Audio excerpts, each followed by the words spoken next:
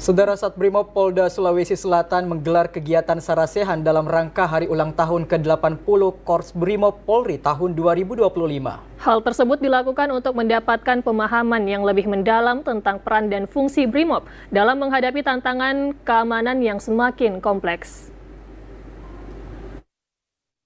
Gelaran ini dilaksanakan di Aula Lumentut Mako Batalion A Pelopor yang menghadirkan 4 narasumber, yakni Brigjen Pol Purnawirawan, Dr. Dotrandes Adeni Muhan, Deng Pabali MM, Ayub Litahati mewakili Kepala Bank Indonesia Provinsi Sulsel, Profesor Dotrandes Hamdan Johanis MA PhD, Rektor UIN Alauddin Makassar, dan Profesor Dr. Risma Niswati SSI sekaligus moderator kegiatan.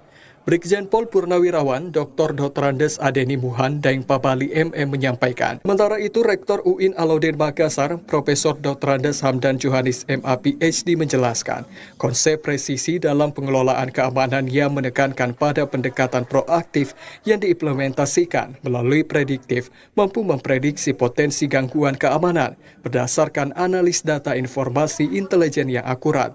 Kemudian Profesor Dr. Risma Niswati SSI menyampaikan, 80 tahun Brimob lebih dari sekedar angka. 80 tahun adalah momentum untuk kontekstualisasi mendalam perjalanan panjang Brigade Mobil Kepolisian Republik Indonesia yang telah mengabdikan diri kepada bangsa melalui berbagai era, tantangan dan transformasi yang membentuk identitas keamanan nasional kita.